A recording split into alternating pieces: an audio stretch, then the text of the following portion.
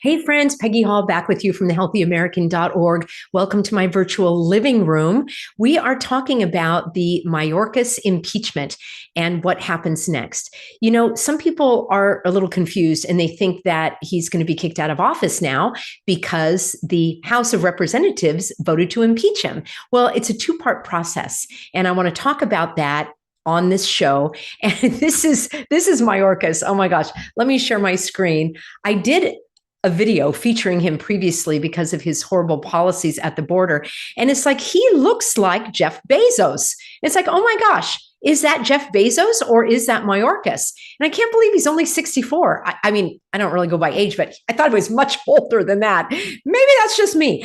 Anyhow, he is of Cuban Jewish descent. And I just find that interesting because I had a friend who was of Cuban Jewish descent and he called himself Cubish. He put the two together and I thought that was interesting. And I also thought it was interesting because if he is the son of immigrants and he's just letting the immigrants run wild here. So I've done videos on the horrors at the border where I featured him. But I want to talk to you about what exactly is next. It's a rather short video for you, but it's something that's been on my mind. And I feel that they can't get him out of office fast enough. Now, there is a procedure that happens. And I am fully aware that these are just placeholders, all right, that these are puppets that are put in place by the puppet master. But it still does my heart good when I see people like Jacinda from New Zealand, you know, get chopped off the block. And when I see others get chopped off the block, like, you know, the puppet that was in New York and all that, it's like, you know what? It does my heart good to see when they're kicked out of office, even though they're going to be replaced with somebody else, maybe even somebody else, someone who's worst. Worst is worse than worse. All right. Before we get into that, I want to thank the sponsor of this video. And friends, I really do want you to check this out. It's a new sponsor, and this is a product that I use. You may not realize that I have been in actually the health and wellness business for many years. And I used to make my own supplements. I used to make my own powders and things. And this one is all about superfoods. So if you are interested in something like this, please listen up. It is called the CERT food diet. You may not have heard about it because it's really been only popular among the celebrities until now. And it's not a restrictive diet at all. It's about specific foods that you should be adding to your diet. And, you know, there are big names that have done this. Somebody that, I don't have the name right now, a famous singer has lost 100 pounds. Oh my goodness. I think you know who that is. And there are two international best-selling authors who created this CERT food diet, Glenn Matton and Aidan Goggins, and they want you to get this information and this supplement as well. So all of these great nutrients are combined into this revolutionary, powerful drink. You can get all of the benefits of the diet just by drinking this product. It's called the Ultimate CERT, and it was designed to help you lose weight, support your overall health, and give you more energy to do the things you love. I love this product. I'm using this product. These are the kinds of things that I do to keep my energy high so I can keep doing these programs. And really, I think it's amazing. So you're a loyal listener. I want you to get $20 off this amazing product. You can get a discount. I want you to go to GetCert, SIRT.com/Peggy. I will have a link for you in the description box below. It's cheaper than buying a juice cleanse. It is, you know, or if you buy all those ingredients yourself, who wants to do that? If you want a shortcut, here is your way to do it. So it's GetSIRT.com/Peggy. I will have a link for you in the description box below. And of course, I should read the disclaimer that the FDA has not evaluated these statements and the product is not intended to diagnose, treat, cure, or prevent any disease. Individual results can and will vary. If you think this is a good fit for you, try it out. I'll have a link for you in the description box below. Friends, before we go any further, I want to take you on over to my Substack. It is 100% free. And here we go. It is peggyhall.substack.com. And I sent out 2 articles today. And this one is the proposed California ballot measure to prevent child harms, because basically, you know what they want to do in California, and the legislature is not going to fix it. So we have to fix it. We, the people, have to fix it. I've done an interview with Nicole Pearson, who is my attorney and who is also spearheading this. And if you are a subscriber to the Substack, you can join me in a free Well, it's complimentary and it's private and it's live and it's this Saturday. And we do it every single month for all of our donors, all of those that are subscribed to Substack with a paid subscription, everyone that has that is on board over at peggyhall.tv, and anyone that has sent a donation. If you think you fall into that category and you didn't get an invite, what in the non-spinning world? You need to contact Olivia, and the email is support@thehealthyamerican.org, and she will get you all set up. So Nicole will be on that video. It's live. She'll be answering questions. And even if you don't live in California, I want you to be inspired by someone who is taking action. My 3 pillars at the Healthy American: connection, education, action. That's what's going on with this initiative. And I think it's a very important one to do. Speaking of initiatives, we're looking at Mayorkas and the impeachment articles that were voted on a very narrow vote. And I have an article for you as well on my Substack. So if you want to get my written analysis, and if you just want to make sure that we're in touch, and if you want to just do me a favor, subscribe to the Substack. It's absolutely free. And if you want to do, the monthly, I think it's $5 a month, it really goes a long way. And I appreciate that. So let's do this. I want to tell you what it goes on. So he is the Department of Homeland Security. He was the head of immigration for many years, and that's when it was basically a free-for-all. And he continues to turn a blind eye, if I can use that expression. I shouldn't use that expression. My vision is on the mend. I'm healing, and I'm healing. He is allowing all of this mayhem to happen at the border. So people are applauding this like, yay, accountability, but it's really just step one. So the news is that the U.S. House of Representatives has impeached the Department of Homeland Security Secretary Alejandro Mayorkas. I spoke about him, and very narrow vote, 214 to 213. And so way back in November, Marjorie Taylor Greene, who goes by MTJ, and she is in the House of Representatives, she introduced these articles of impeachment against Mayorkas, citing violations of federal immigration laws, breaches of public trust, and violations of the oath of office. Isn't that what we all have been suing people for? I mean, that's exactly the same thing. These public serpents, as I call them, think that they are above the law. And the good news is that more and more of us are waking up. Many of us have been awake for many years, but more and more are taking action. Now, there will be some in my audience that will say, there you go again, Peggy, looking at politics, thinking that this matters. Well, I think it does matter. I think it matters in that it can give people an indication of action being taken. Is Marjorie Taylor Greene one of them? Is she in on it? Is she one of the puppets? It's possible. I don't have evidence for that. I am not above or imagining that, but I just want to focus on the actual mechanism that we have in our country for impeachment. So you know that Clinton was impeached. You know that Nixon was impeached. And of course, they're trying to pull out all the stops on Trump. And there are only so many hours in the day, because I really would love to cover these ridiculous, financial penalties that are being dumped on Trump.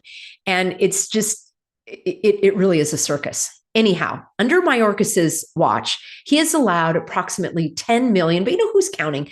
The government's not counting, illegal border crossers. Now, I told you in previous videos that they're no longer being called illegals. We certainly can't say aliens, and we certainly can't even really call them immigrants. Now they are called visitors and entrants, because they're entering the country. Oh, and refugees and asylum seekers. Yeah, I'd like to know what asylum they're seeking. Well, they're all here. That is one top on my list that I'm going to share with you tomorrow. Well, maybe not tomorrow, maybe early next week. Things that really bother me. I'd like to hear your list as well. This number of these individuals, these visitors at the border, just those that were apprehended, it's like over 500,000. Okay. And actually, I think my numbers are even bigger. So that was back in 2020. There were about over 500,000 that were actually encountered. And now we're looking at close to 2.5 million. So I've got a link for you on my Substack to the articles of impeachment, but let's talk about what happens next. So far, nothing has happened at all. he's still going about his day, letting everybody in the country, because that goes right hand in hand with the United Nations agenda of open borders, of we should help these migrants come into our country and take away your job because they're coming illegally. So they're, how do I put that? Criminals. Yeah, I think that's how you put it. Now that the House has done the impeachment articles, it goes to the Senate and there needs to be a trial. Now, you probably know that the Senate is more than 50% Democrat. So the chances of the impeachment trial actually going through are very, very low. However, I think it is good to point out that this failed secretary is a failure. A lot of these serpents, they only care about their ego. And possibly, just possibly, it rattled his cage a little bit to have that mark on his career. So I think that is worthwhile. So the simple majority, so for the articles of impeachment in the House, you just need a simple majority, and that's what we had. So the Senate, when they hold a trial, they actually act as the jury. And the Chief Justice of the Supreme Court presides over the trial. The Senate can choose to conduct a full trial, or they can decide the case without doing a trial just based on a summary of the evidence. Gee, I wonder which way they're going to go. So in the Constitution, the Senate has the authority to try, right, to have the trial for the impeachment cases. But there is very, very little information beyond that. In other words, the Senate itself kind of creates its rules. So that would be like going to a baseball game and whoever is at bat gets to create the rules and determine, well, I think I can just keep swinging at, the pitches until I hit them. It's the Article 1, Section 3 of the Constitution says that the Senate shall have the sole power to try all impeachments. And that's it. So the details of this trial process are left to the Senate. Now, if this Senate makeup had a Republican majority, I might be a little bit more optimistic. And what you need is 2/3 of the senators to vote to convict and remove the impeached official from office. So what do you think the chances are of that happening next? I would say, if I calculate it carefully, let me figure it out, 0. Okay. And you probably are on that same calculation. So, but, in a situation where we had the Republicans having a majority, and if 2/3 voted to convict and remove that individual, the Senate can also choose to disqualify that individual from ever serving in any future office. It seems like it's a no-brainer that once you're impeached adequately and authentically, you shouldn't be able to hold office. And that's why they were trying to do that to Trump. I'm not giving any political statements about Trump. There are people that are on both sides of this. Even though I'm interested in the procedures, I'm not going to go down that road. I've done coverage. What I want you to do is to apply what we've been talking about on this channel about reading between the lies, about using your powers of critical thinking, about looking at evidence, about looking at the fruit of the actions, right? What has come from these people, and draw your own conclusions. But draw your conclusions based on evidence, not an emotional reaction. So the impeachment it's not a crime, all right? They're not going to go to prison. This is a political process, not a criminal process. I think people may have been confused about that. So it is called, when the impeachment proceedings are called, high crimes and misdemeanors. I think there have been movies by that name and books by that name. And this is where it comes from, high crimes and misdemeanors. It's a term that's defined in the Constitution, but it doesn't necessarily align with criminal statutes, criminal laws. This process is intended to address the abuses of power. There have been plenty, or other serious misconduct by public officials. So if he resigns, like what happens if he resigns during the trial or before the trial? Kind of like the health officer in the county of Orange, the county that I'm suing, the health officer that I'm suing, he resigned. I put that as a win in my column. And his underling also resigned. I put that as a win in my column. We still can do the deposition, and it's likely that will go forward, but I call that a win because of the pressure that we put on these public servants. And I've exposed other wrongdoings and corruption by the public servants, most specifically Andrew Doe. I have a whole series of videos there, and that also strengthens my case, which is ongoing. And if you come to our complimentary live webinar, I'll be giving you a detailed update about that. You get it first, and then I'll do it on the public channel later. All right. So the Senate can still proceed with the trial, even if that public servant has resigned, or, before or even during the trial, but that individual will still face consequences and could still be prohibited from holding future office. So the big question, which I think we've already answered, will this impeachment trial be successful, and will the replacement be any better? So it's clear these charges against this servant are so strong, supported by substantial evidence. Remember, I'm all about evidence. I'm all about facts. I'm all about reality and truth. Without truth, there is no freedom. And because of the Democratic-controlled Senate, the chances are pretty much zero, as I said.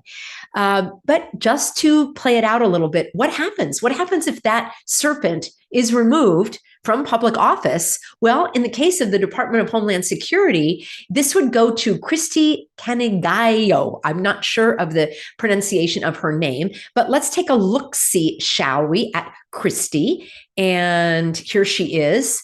I want to point out a couple of interesting things about her background. So she is the senior official performing the duties of the deputy secretary. A little tongue-tied today because I just did like a lengthy video. This is my second one, but I wanted to get this info to you. So what I thought was interesting is, check this out. Prior to joining the Department of Homeland Security, she was Google's vice president of trust and safety. You know what that means? Censorship, anyone? Where she led the global team effort. They love global, don't they? A team that developed and enforced Google's product policies to keep people safe while using Google products. She also had management roles in the Bush and the Big Zero administration. So this is the person that would then be next in line. It's highly unlikely. She is the potential successor. She's got her background in politics and government, and of course, Google. I call it giggle because it's oh so funny. And there you have it.